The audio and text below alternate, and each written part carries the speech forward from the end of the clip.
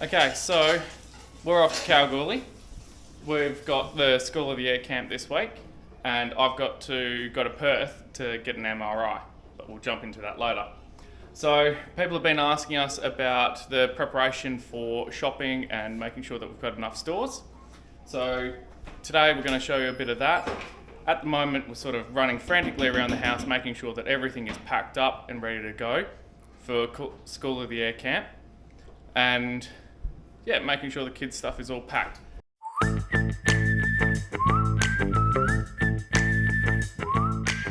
One of the things that Jasmine does just about endlessly is checks over the pantry and the fridges to make sure that make sure she's got the list written up. Now the list is written up and in your handbag? The list is written up and in my handbag, yeah. Yeah, we've thought about using digital ones. And for some reason it just doesn't feel quite the same as pen and paper. Yeah. So essentially going through making the list, essentially I start from the top of the pantry and work my way down, going through, checking everything we've got, generally with a bit of an idea in mind of how long we estimate it's going to be until the next opportunity to shop or to have groceries brought up to us. This one I'm thinking it's probably only a fortnight because Jack's mum and dad are coming up in a couple of weeks, and then we're going back down for Christmas. So this one's a pretty small one actually. But yeah, I start from the top, work my way down, and I have little hidden pantry nooks all over the house.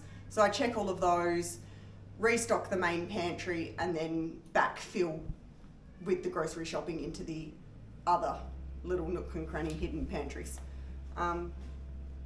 And yeah, same with the fridges. We've got the constant use fridge, we've got the backup fridge with the longer stores in it, and then we've got the angles and the freezers, and we just try and rotate through all of that and keep a constant list going. I don't wait until the day before to do the list. We always are writing on the shopping list, and the day before is just double checking we haven't missed anything. And that's how I start with the lists, really. Yeah. So we've got the angle, which is always running because why have an asset and not use it? And it's, effectively one half is beer and the other half is usually some of the other stores like butter, cheese, etc. that doesn't fit into these two bigger fridges. And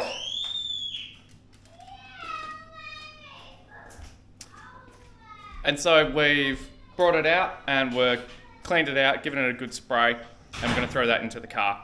So then we've got that cold stores to be able to bring it home. So yeah, we're just running through it. I've got a stack of hats here that I'm going to be giving to some people and sending out to a couple of people around the world. So yeah, on that there's the merch through Brett's embroidery store, and the link we're going to make sure we keep up. So we're also taking a whole stack of eggs down to my sister and my brother-in-law who live in Laverton. So we'll catch up with them later on today, and also see one of my close friends, hopefully, in town. So we're just going to do the run around, and you might see a bit of the packing and the drama. The kids are really excited to get to Kalgoorlie, and they're the ones hassling us. So, onto it.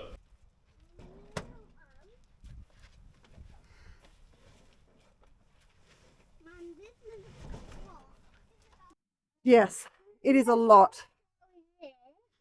Yes, it is a lot for the going down trip. But we've got these two big boxes that are full of stuff to return to school because it's the end of the school year. So that's not coming home with us again. Then I've got a few bags here of little baby girl clothing for one of the mums that's going to be at camp, because she's got I think Polly's 6 months old, so she's got a 6-month-old daughter, and I've got all these little girl clothes, so they're not coming home either. So a lot of this space then will be taken up with shopping on the way home. Unfortunately, we have to take our own bedding, which is what these beautiful big black bags are. Luckily, they're squishable. But yeah, that's a full back of the car, and that's just for the trip down. But of course the angle's empty, so that'll be full on the way home, so that makes a difference. One thing that we've been investigating and considering is on the back of my Ford Ranger, taking off the well body and putting on a canopy, which would give us a fair amount of space. And the other advantage is you're not trying to cool the back of a vehicle where no one is. So yeah, we're tossing up whether we keep running the Cruiser and operate like that, or if we get a canopy for the Ranger.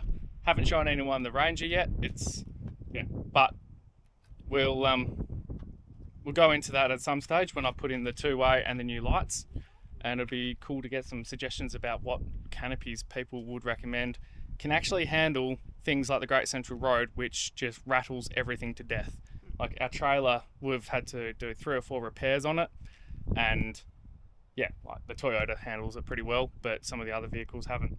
Yeah, because my gripe with the Ford, which is nice to drive, but I've just shoved this full of open bags of clothing, schoolwork, there's laptops in there, all of that sort of stuff.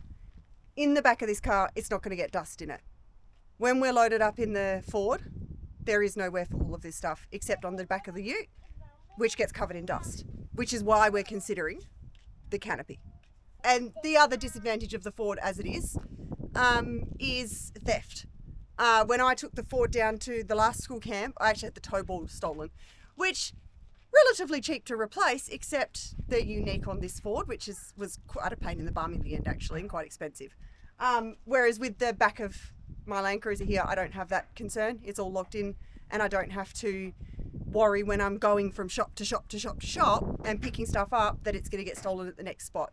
Downside of the ute, if I've got all 3 kids plus me, there's nowhere in the cab for stuff to go. It has to go on the tray. Again, another advantage of having the canopy. So we're umming and ahhing. Yeah, so the other thing is that this angle is too big to actually fit inside the tray slider of the Ford Ranger. So it means we can't actually use that.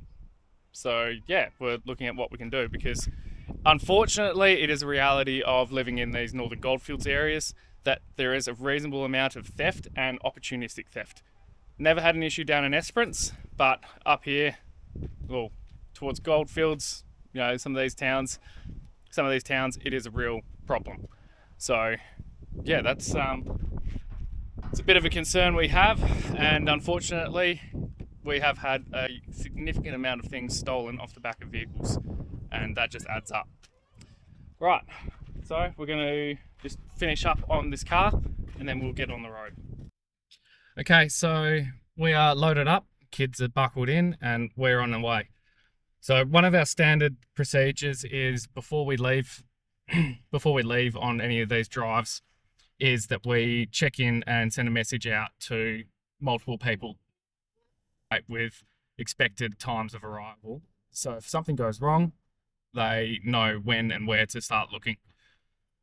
Fortunately on Prenty, as we go past each one of our water points, we can send in a message just as an update, but then that still leaves us with a 150 kilometre dead zone. So no communications, no signal, unless we've got our Starlink on the roof, which makes life a hell of a lot easier. But as we said earlier, there are some serious concerns about security and those units getting stolen while we're in towns like Kalgoorlie.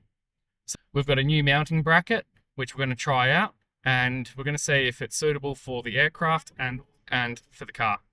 So we're on our way, and we'll catch up with my sister on the way out of town. Which I will note, Terry and Beetle have only moved up. When did they move up? Only a few months ago now.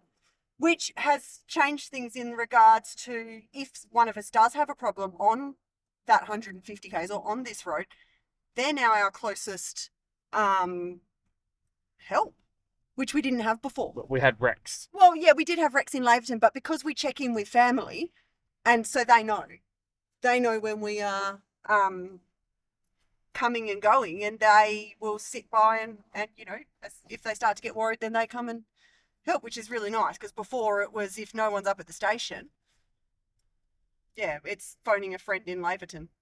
You can't really ever go away from the station without checking the water points on the way. So we're down here at Sweetwater, and we're just going to check and see if this dipstick is accurate.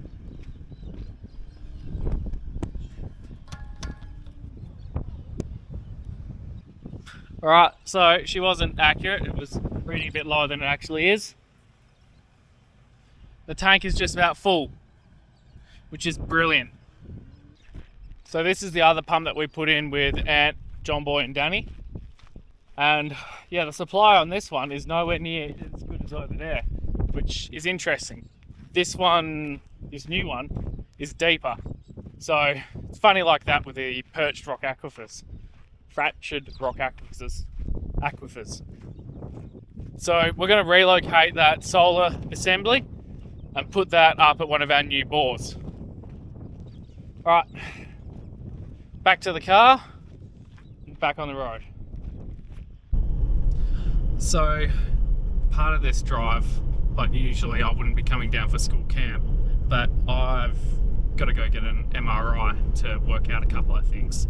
But there is an MRI machine in Kalgoorlie. It's brand new, and apparently some of the imagery coming off it is exceptional. Unfortunately, it only runs for 3 days a week, and it's booked out for about a month and a half. They said that they might be able to get me in January. It's quicker to go to Perth and get it done because there's so many MRI machines there, plenty of technicians. And I'm not the only one that faces this problem, because one of my mates, he's in Kalgoorlie. I'll be catching up with him later, but he's got to go to Perth to get an MRI because it's going to be too much time waiting and his injury could potentially get worse. So it's really unfortunate that we've got a brand new machine in Kalgoorlie, but we can't access it because we don't have the technicians and it can't operate. Now, we're also going to be driving past 2 hospitals on our way down to Kalgoorlie. And the Leonora hospital is really good, but Laverton Hospital has been really left to run for too long. Back in 2018, back in 2018, there was an election promise that they would rebuild the hospital, because at the moment there are cracks in the floors, there's ants in the waiting room, and the facilities are just shocking. It's old. Yeah, it was like 1970s and it hasn't had an upgrade since. Yeah. But what keeps happening is it gets knocked back and knocked back and knocked back. And so I've sort of started a little bit of a campaign where I'm just seeing if the community is keen to be involved in the campaign, much like the Moora Hospital, where they sent the Premier a brick every week to make sure that he remembered that there was an election promise to rebuild their hospital. So I'm trying to see if our local community in Laverton would join in, take action, and start sending bricks to the Premier and to the Health Minister to make sure that they remember that out the back is not forgotten and that election promises are promises. We don't need another stadium, we need hospitals for regional and remote people. Covering an area which is equivalent to New South Wales, we've only got one MRI. Yeah. So it's pretty disappointing, particularly given the amount of revenue that these regions produce. And all of this money has been spent on a machine, which is fantastic. The Goldfields are so excited to have this machine. It's great. All of this money has been spent for a machine that most of the week sits there unused.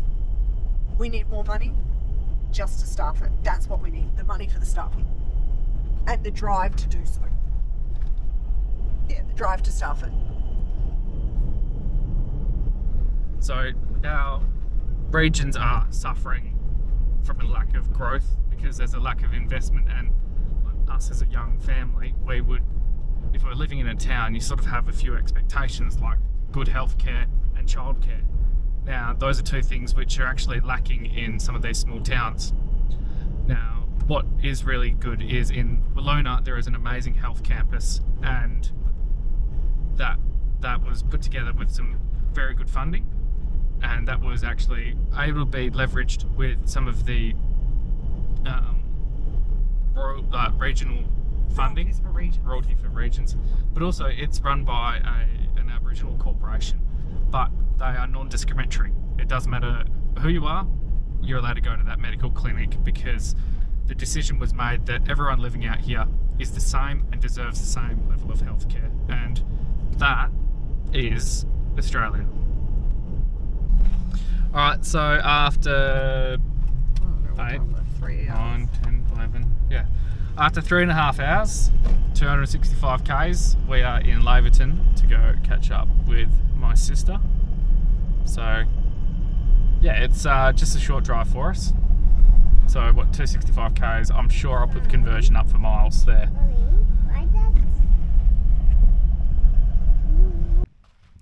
So, Beetle again.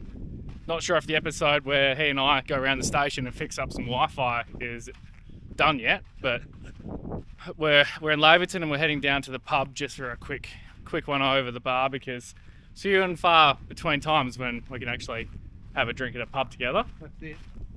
And yeah, we're just going past the local oval, which is looking nice and green. Recently they got the water license from Water Corp. Yep. So So that's coming along. Still got a bit more work to do, but everything's going to get greener around here the next 6 to 12 months.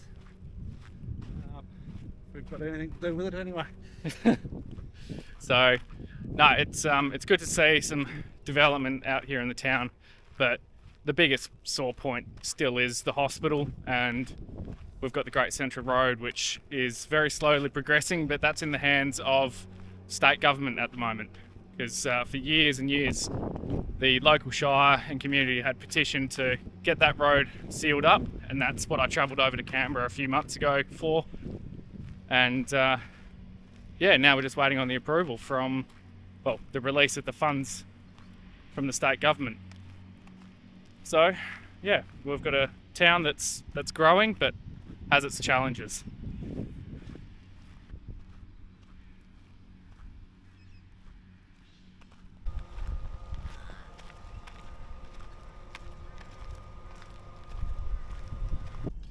So it was great catching up with Beetle for a quick pint, maybe two, and saw one of my good mates, Wedgie. He recently had a stroke, and it was a minor stroke, but he was out here when it happened. He pulled up on the side of the road, and yeah, he called for some help, and yeah, he had to get flown out because the local hospital couldn't handle it. So that's one of the reasons why it's probably important that we get some improved facilities in town as quick as possible. It's been going on for longer than since 2018, but the campaign really kicked up then. But it's a damn shame that it's not occurring. So that we're on our way out now from Laverton. We're cracking through to Leonora, then we've got Menzies and Kalgoorlie, which is our destination for tonight. So yeah, no, it's great to catch up with mates when you can.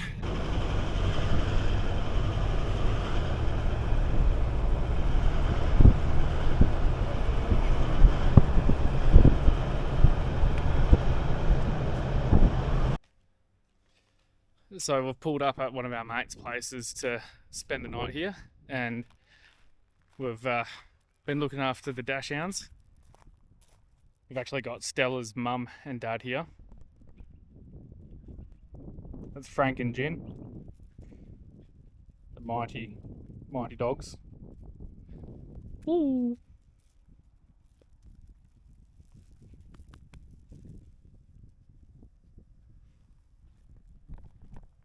And this evening there's the Twilight Christmas markets here in Kalgoorlie. So we're going to go along to that and yeah, probably catch up with a mate or two.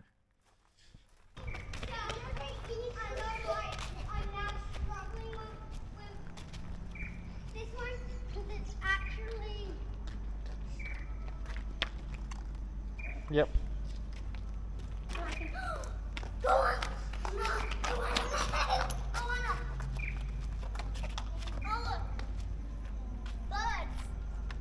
Wedgies. Wedge tails.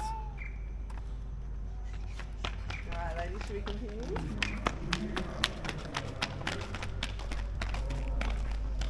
Where are we going, Dad? We're heading back to the car at the minute. No, I will.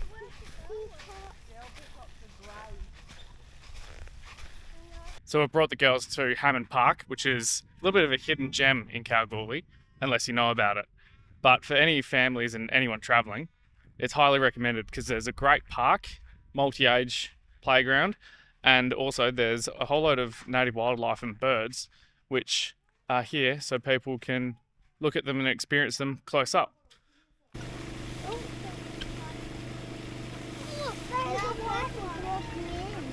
Hope there's no crocodiles. There is no crocodiles. Silly britches. Yet. What? The duck just flew into the water. That's what ducks do, love. Oh, What else wow. did you see? Look at that duck. Crocodile head. Crocodile head. That's a big duck, isn't it? Yep. Wave at them. You're waving. They've got a little person on They got a little elf on the roof. How cool is that? Confetti going everywhere. Merry Christmas.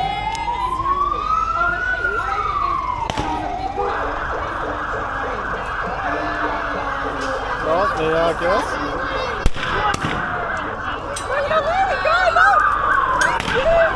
Okay, now we've got to share, okay? Just so you can realise the scale of some of the kit that is used in mining over here, we'll get it up as high as we can and measure it up against the pub.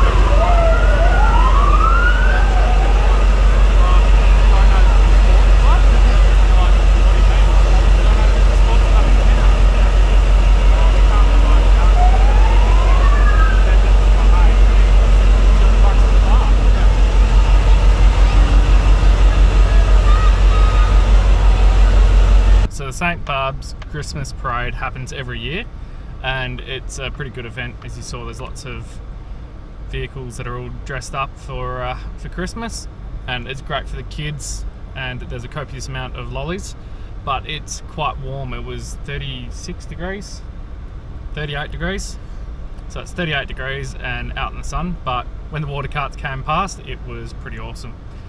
So we're just going to go for a little bit of a quiet drive around and let the kids wind down, and yeah, won't be long and I'll be on the train to Perth. Okay, so I did the run to Perth and I got the MRI done yesterday morning. I'd crashed at my cousin's place, which was good, but we didn't have a lot of time to catch up. It'd be great to spend a bit more time there. So got down Sunday night, did the MRI Monday morning, caught the train in the afternoon and got into Kalgoorlie around 10 o'clock last night.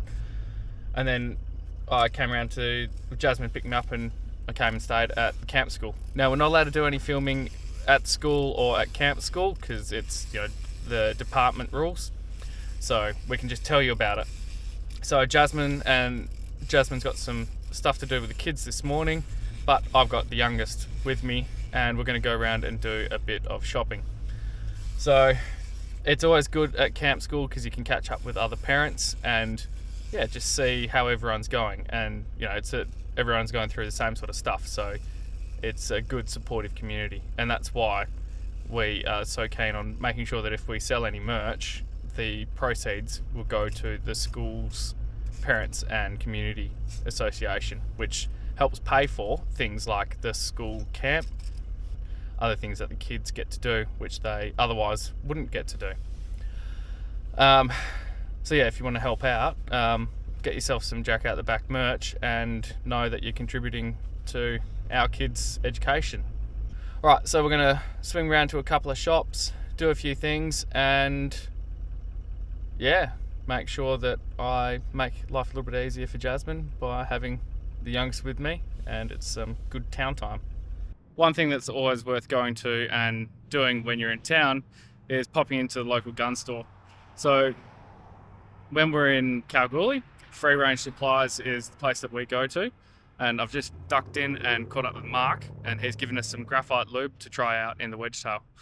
So if you're from or in Kalgoorlie and you want to get some parts or service or get your firearms or camping supplies, make sure you duck down to Free Range because Mark's always pretty good to deal with.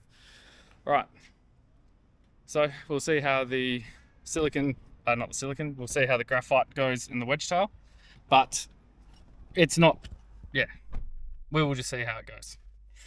So yeah, support local, and it's well and worth popping in.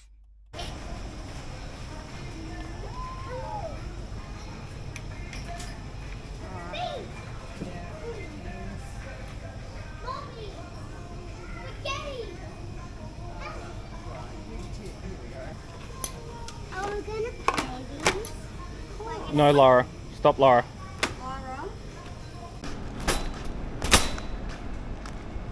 Would you like me to hold the camera? Yeah. We've got a little stuff stuck in our wheel.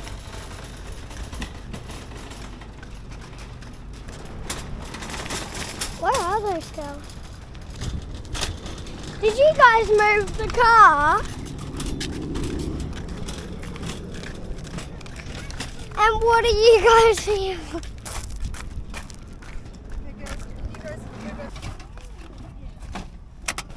Yeah, I thought I'd try this other Bulgarian goat's cheese because it's cheaper than our feta. And then this marinated goat's cheese. Okay, Laura. Kid salad. Not in there. We don't. I don't even know what our salad is. So do we put the fruit and veg in? We've got enough room for a KFC bucket, so that's handy. Yeah.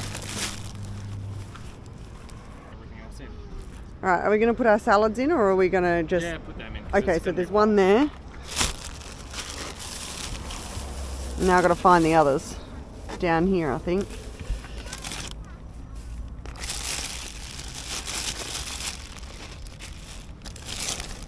Yep, here they are.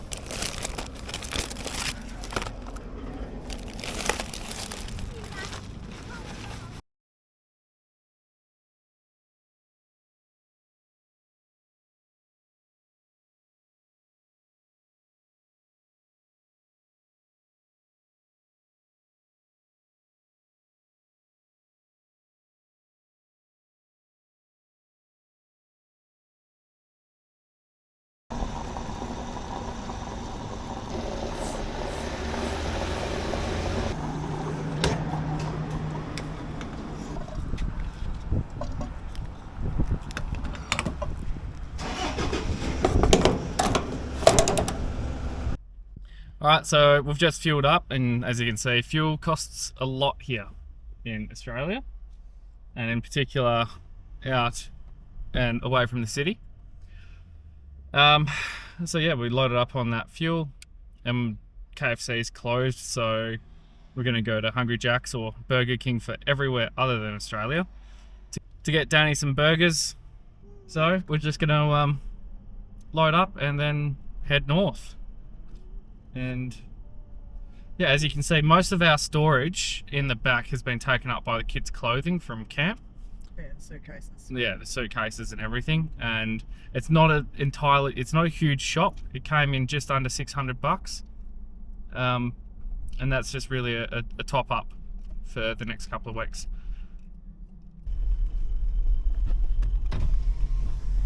So kind of a typical thing while you're on your way home is to come across one or more camels.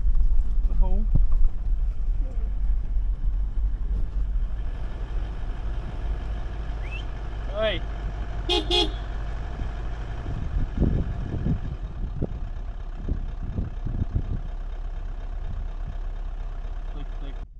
So we checked Sweetwater on our way out, and it's the bottom water point, so just going to check it on our way back home. And we've got a few cows wandering around, and the big thing is we want to make sure that there's no camels here. We got a message saying that there was a panel damaged, but I'm pretty sure that was a panel that I saw that was damaged when I was down here setting up the solar power. But with it being overcast and a little bit stormy, the camels, like that bull, will be sort of out and about, just like our cattle. Somehow. Trees. Yeah, so we've got a mob of like 15 camel here. So nothing we can do about that. Yeah, we can ask them to politely leave or throw a rocket. Okay, so we're here at Sweetwater and we've got a good number of camels out here behind me. Ones which are happily alive, and we've got a mob that are just over here. You can hear the noise that they're making, making a bit of a screech. There's one over there eating from the gidgee tree. So we've got 1, 2, 3. Small group over here, lots of babies in there. So the camels can't always get into the yards, and these ones haven't worked out yet how to get into our yards. So they're going to hang around for quite a bit unless we get a decent amount of rain. So we would be able to drive down here and manage the camels. By manage, we mean take them out and shoot them.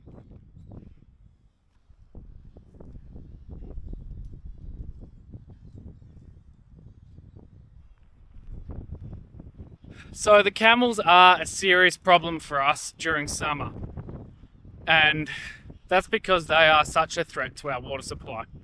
They'll also damage the yards, and like those little calves here, the camels can beat them up because as the cows come out from a water point, the camels can smell the water and they will attack. I've seen them kill a lot of cattle before, and it's not pretty. So we don't have any firearms with us now because we've been off station. But these camels are going to hang around, and it is only just the start of summer, so we've got a lot of shooting ahead of us because there's no other possible solution to deal with camels because it's not economic to ship them out. The value that people have put on the camel is around $150 each, and there's a lot of people that want camels for free to start producing camel milk or camel beef.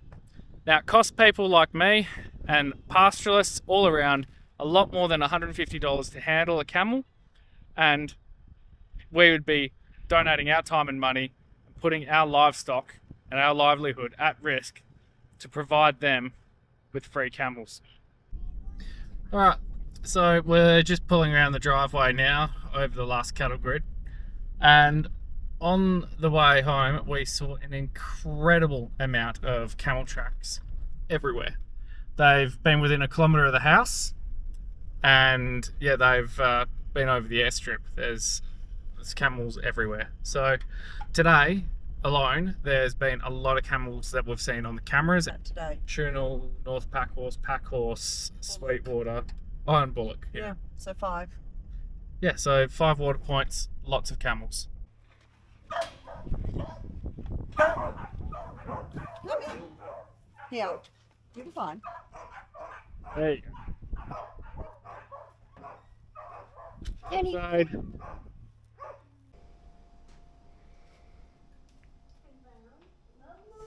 Yes. Here's the aftermath. Coming home